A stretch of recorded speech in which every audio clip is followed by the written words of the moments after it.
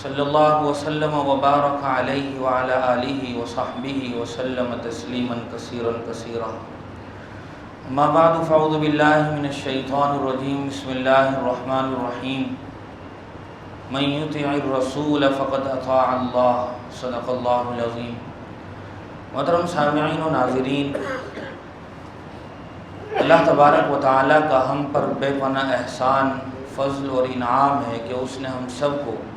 جناب نبی کریم صلی اللہ علیہ وسلم جیسا مشفق و مہربان نبی عطا فرمایا۔ حضور اکرم صلی اللہ علیہ وسلم کی زندگی کو اللہ تبارک و تعالیٰ نے ہمارے لیے بہترین اسوہ قرار دیا۔ آج کا یہ دن دو لحاظ سے گہری مناسبت رکھتا ہے۔ ہجری کیلنڈر کے لحاظ سے آج ربیع الاول کی 12 تاریخ ہے، اور انگریزی کیلنڈر کے لحاظ سے آج ستمبر کی 5 تاریخ ہے۔ ان دونوں کے مضمون میں بھی مناسبت ہے جس کو آپ حضرات آگے سماعت فرمائیں گے۔ ہندوستان میں 5 ستمبر کو ٹیچرز ڈے منایا جاتا ہے، جس کو اردو میں یوم اساتذہ کہتے ہیں۔ دنیا بھر میں ٹیچرز ڈے 5 اکتوبر کو منایا جاتا ہے، لیکن ہندوستان میں 5 ستمبر کو منایا جاتا ہے، جس کو ٹیچرز ڈے کہا جاتا ہے۔ اس کی ایک خاص تاریخ ہے، خاص پس منظر ہے۔ بہرحال اس دن کو استاذ کے نام منسوب کیا گیا ہے۔ ہم سب جانتے ہیں کہ اس دھرتی پر اور اللہ کی اس کائنات میں سب سے بڑا استاذ اور سب سے بڑا معلم اور ٹیچر وہ حضور اکرم صلی اللہ علیہ وسلم ہے، اور بذات خود حضور اکرم صلی اللہ علیہ وسلم نے اپنے الفاظ میں اس کی صراحت فرمائی ہے کہ اللہ تبارک و تعالیٰ نے مجھے معلم یعنی استاذ یعنی ٹیچر بنا کر بھیجا ہے۔ اور سچی اور حقیقی بات بھی یہی ہے۔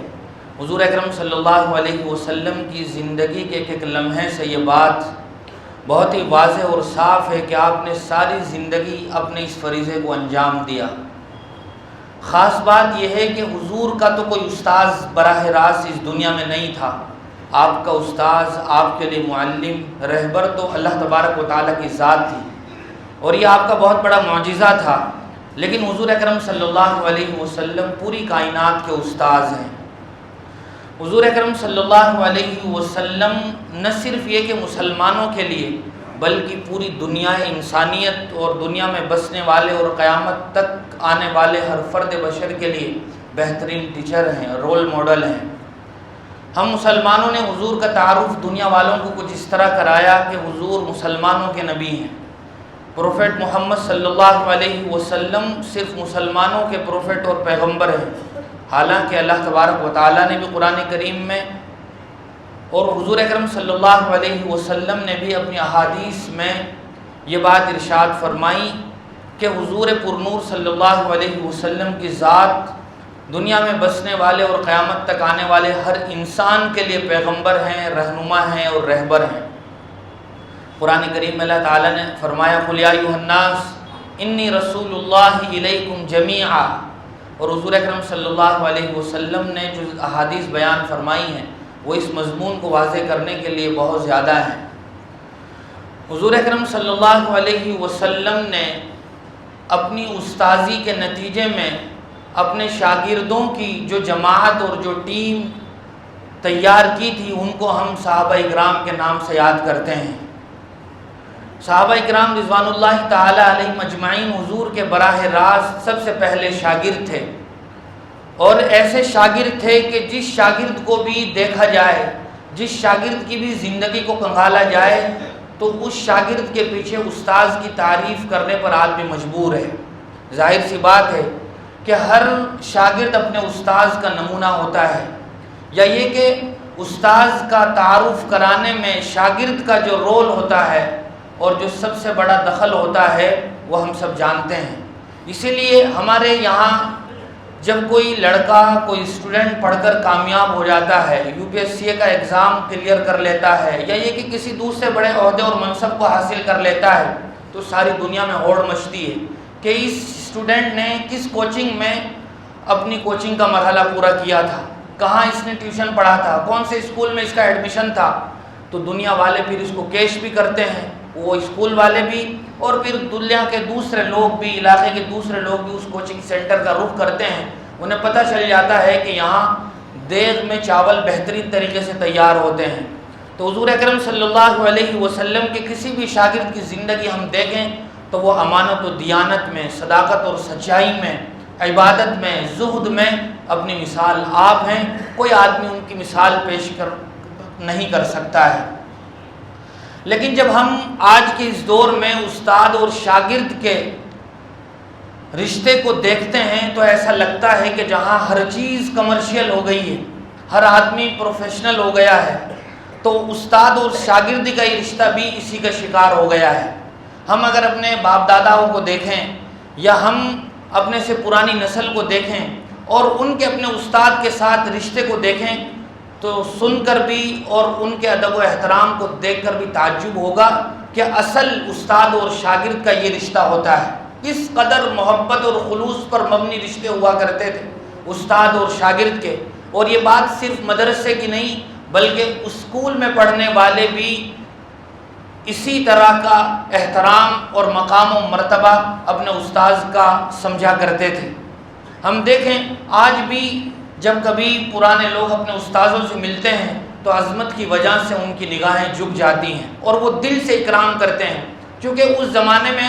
شاگرد کو صرف پیسہ کمانے کی مشین نہیں بنایا جاتا تھا، اسے صبح سے شام تک صرف یہی فارمولے نہیں بتائے جاتے تھے کہ یہ پڑھو گے تو اتنے پیسے ملیں گے، یہ پڑھو گے تو اتنے سیلری والی جاب ملے گی، بلکہ انہیں صحیح معنی میں ایک انسان بنایا جاتا تھا۔ استاد بھی اپنے مقام اور مرتبے کو سمجھتا تھا اور شاگرد بھی پھر اسی لحاظ سے اپنے استاد کو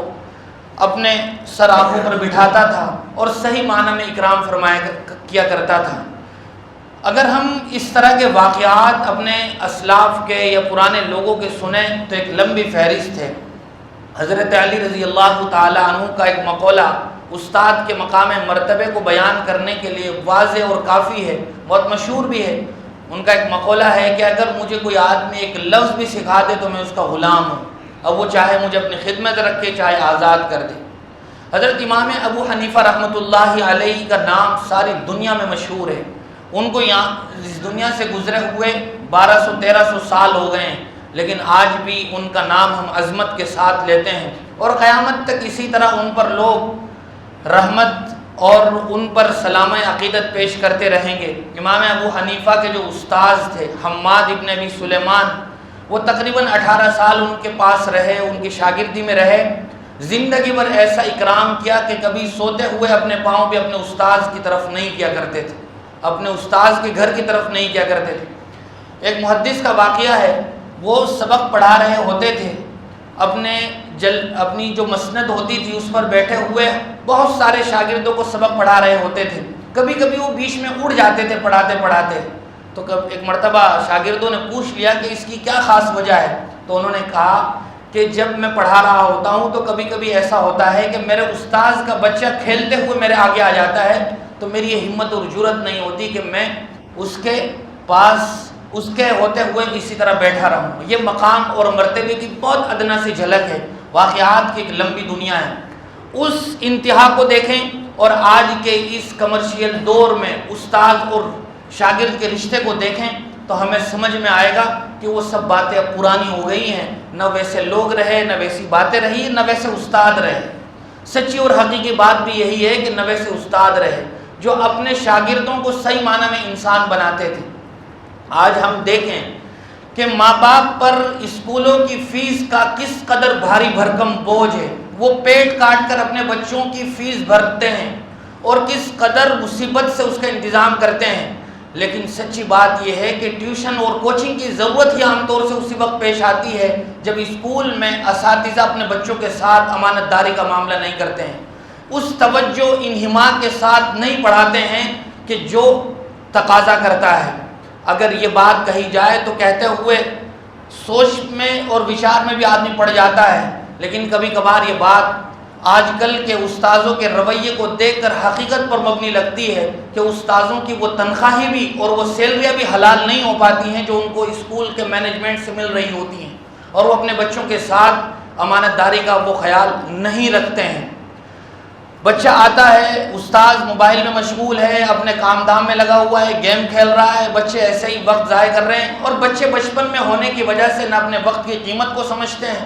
اور نہ ہی ان کو اگلے آنے والی زندگی کی فکر کا کوئی احساس ہوتا ہے۔ تو نتیجہ یہ ہوتا ہے کہ اسکول سے ہٹ کر کئی کوچنگ کے گھنٹے اور کلاسز لینے پر بچے مجبور ہیں۔ یہ آج کے دور کی اتنی بڑی حقیقت ہے کہ اس کا انکار آسانی سے نہیں کیا جا سکتا ہے۔ اور آج کے دن 5 ستمبر کو ٹیچرز ڈے کے نام سے منایا جاتا ہے۔ ہوتا کیا ہے؟ ٹیچرز ڈے کے نام سے ایک پروگرام کیا جاتا ہے، اس میں چند غبارے لٹکائے جاتے ہیں، چند موم بتیاں سلگائی جاتی ہیں اور تاڑیاں بجائی جاتی ہیں، تالیاں پیٹی جاتی ہیں اور پروگرام ختم ہو جاتا ہے۔ یہ ہمارے یہاں ٹیچرز ڈے کا حال ہے۔ تو بہرحال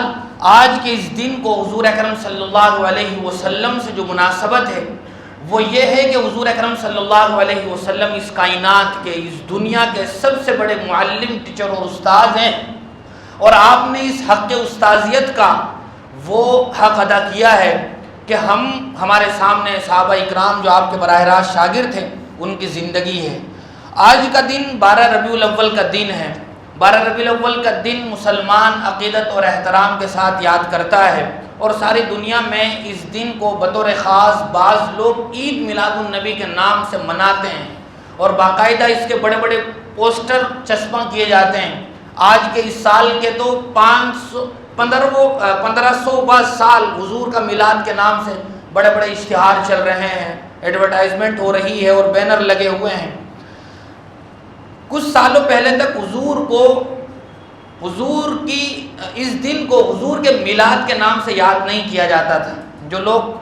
پرانے ہیں انہیں پتہ ہوگا کہ اس دن کو پہلے حضور کے 12 وفات کے نام سے یاد کیا جاتا تھا۔ عید میلاد النبی کے نام سے اب چند سالوں سے اس قدر اسے مشہور کر دیا گیا کہ لگتا ہے کہ یہ بھی اسلام کا کوئی تیسرا تہوار ہے۔ جیسے عید الاضحیٰ ہے، عید الفطر ہے، تو گویا یہ بھی کوئی اسلام کا کوئی تہوار ہے جس کی باقاعدہ سنت اور شریعت میں حیثیت ہے اور فضیلت ہے۔ کسی مسلمان کے ذہن و خیال میں بھی یہ بات نہیں آ سکتی ہے کہ حضور اکرم صلی اللہ علیہ وسلم کے نام پر وہ خرافات کی جائیں اور وہ بدعات فروغ دی جائیں جو آج کل ہم دیکھ رہے ہیں۔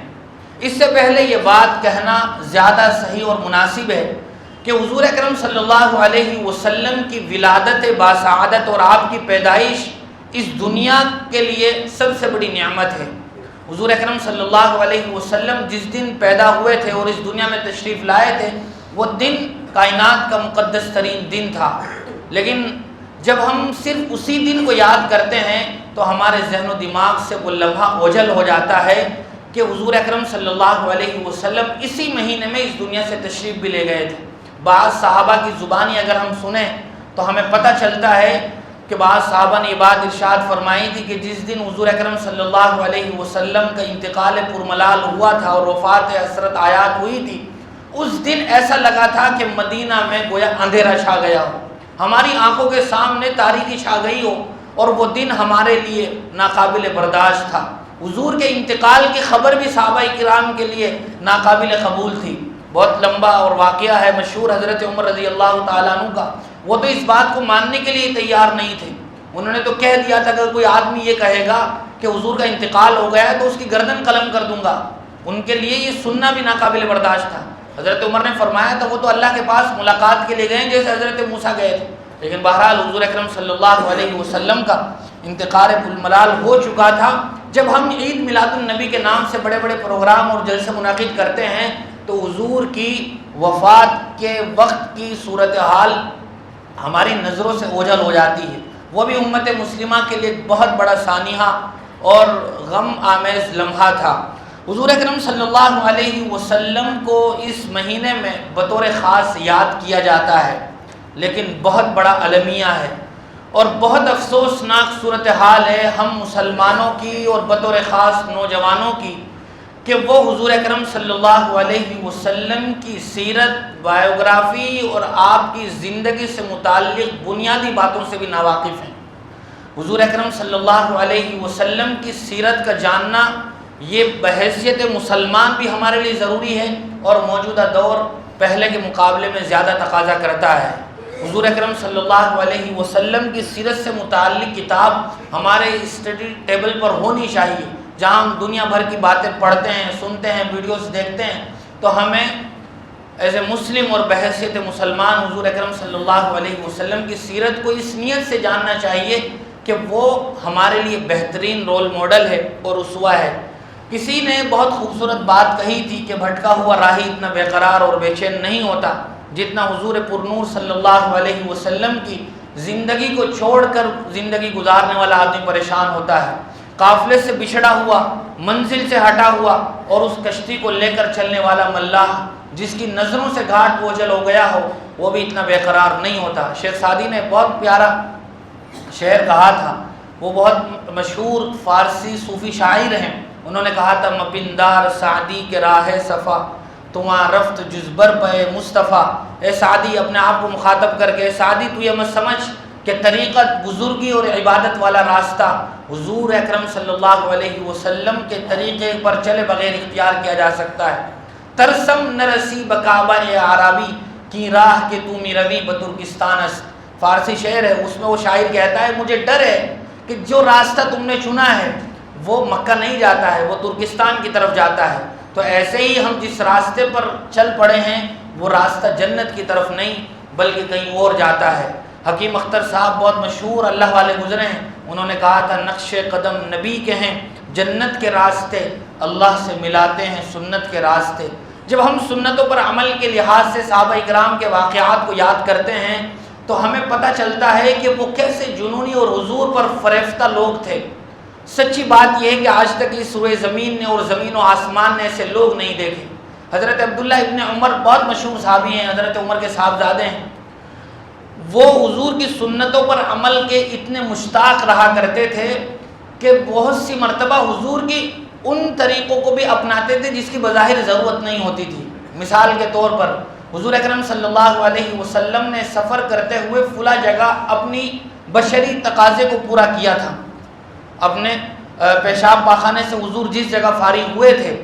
تو وہ وہاں جا کر صرف بیٹھتے تھے، اس کی ایک حیت اختیار کرتے تھے، حالانکہ انہیں پیشاب پاخانے کی ضرورت نہیں ہوتی تھی، لیکن ان کا دل یہ چاہتا تھا اندر سے کہ حضور یہاں ایک مرتبہ بیٹھے تھے تو میری دلی آرزو ہے کہ میں بھی یہاں بیٹھوں۔ یہ عشق تھا، اور عشق کا اظہار آدمی صرف زبانی کرے تو دنیا کا کوئی قانون اسے قبول نہیں کرتا ہے، نہ ہم قبول کریں گے اور نہ دنیا کا کوئی بھی دستور اور قانون اسے قبول کرتا ہے۔ عشق کا تقاضا تو یہ ہوتا ہے کہ آدمی اپنے آپ کو اس رنگ میں رنگ لے جس سے وہ محبت کا دعوے دار ہے۔ اسی لیے کسی عربی شاعر نے کہا ہے تعصل الہ وانت تظہر حبہ ھذا لعمری فی القیاس بدیع، کہ تم اللہ کی نافرمانی کرتے ہو اور محبت کے دعوے دار ہو، یہ بات تو بڑی غلط ہے۔ اور پھر کہا لو کان حبک صادقا لاطعتہ ان المحب لمن یحب مطیع، کہ اگر تمہیں واقعی صحیح معنی میں حضور سے محبت کا دعویٰ ہے تو پھر تمہیں ان کے طریقے پر چلنا چاہیے۔ آج کے اس مہینے میں بطور خاص ربیع الاول میں ہمارے ملک میں بھی اور خاص طور سے بر صغیر میں اور کئی ممالک میں بڑے بڑے پروگرام ہوتے ہیں، لیکن ان پروگراموں کی نسبت تو حضور کے ساتھ ہوتی ہے، پر ان پروگراموں میں جو کچھ ہو رہا ہے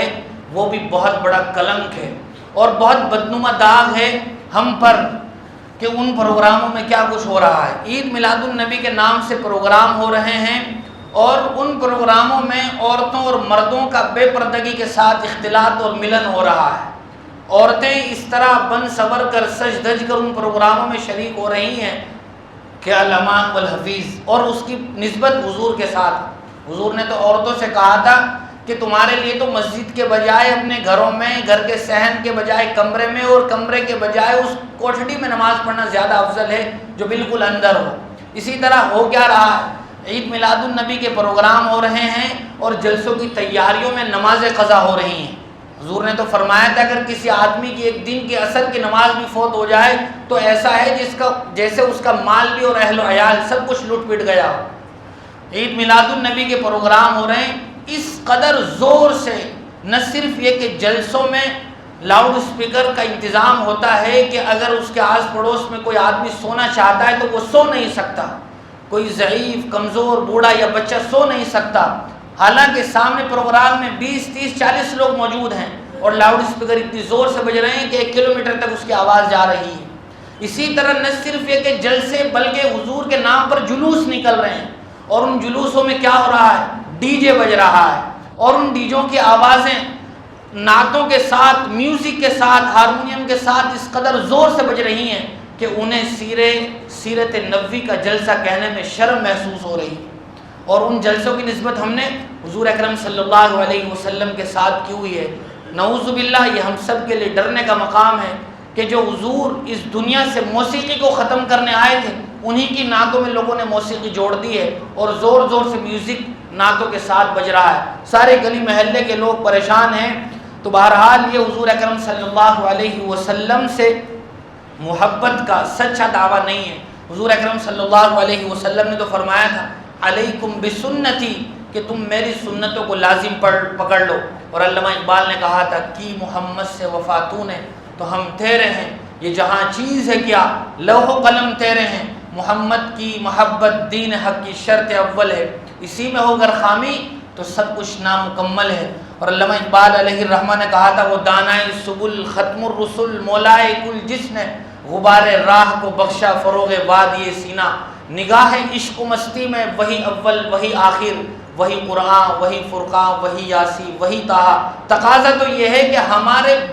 شریر کے انگ انگ سے اور ہمارے بدن کے عضو سے اس بات کا اظہار ہو رہا ہو کہ یہ محمد کا سچا پیروکار جا رہا ہے۔ لیکن افسوس یہ ہے کہ مسلمانوں کو مسلمان پہچاننے میں شبہ ہو رہا ہے کہ یہ مسلمان ہے یا کوئی اور ہے۔ ہاتھوں پر بڑے بڑے ٹیٹو بنے ہوئے ہیں، بال اس انداز میں کٹے ہوئے ہیں کہ کسی معنی میں اس کو گوارا نہیں کیا جا سکتا ہے، لباس وہ زیبتن کیا ہوا ہے کہ صحیح معنی میں وہ مسلمان کا لباس بھی نہیں ہے۔ تو یہ ہمارا حلیہ ہے، اور ہم عشق نبی کے دعوے دار ہیں، تو ایسے عشق کے دعوے ہمارے منہ پر مار دیے جانے کے قابل ہیں۔ ہمارے لیے ضروری ہے کہ ہم اس بات کا تہیہ کریں، عزم مصمم کریں کہ ہم حضور اکرم صلی اللہ علیہ وسلم کی سیرت کا مطالعہ کریں گے، اس کو اپنے روزانہ میں اگر کم از کم 5 منٹ 10 منٹ بھی ہم اس لیے نکال لیں کہ میں حضور کی سیرت کے مطالعے میں ایک صفحہ پڑھ لوں کسی کتاب کا، تو یہ ہمارے لیے بہت بڑا سرمایہ ہے۔ حضور کے تذکرے سے بڑھ کر کسی مومن کے لیے نعمت نہیں ہو سکتی ہے، لہذا ہم حضور کا جتنا بھی تذکرہ کریں وہ اتنا ہی اچھا ہے، لیکن وہ تذکرہ کچھ حدود کے، کچھ آداب کی رعایت کے ساتھ ہونا چاہیے، نہ یہ کہ نسبت حضور کے ساتھ ہو اور ہو وہ کچھ رہا ہو کہ جس چیزوں کا حضور سے دور دور کا بھی کوئی تعلق نہ ہو۔ اللہ تعالیٰ مجھے بھی آپ کو بھی صحیح معنی میں سنت رسول کا پیروکار بنائیں۔ وآخر دعوانا الحمدللہ رب العالمین۔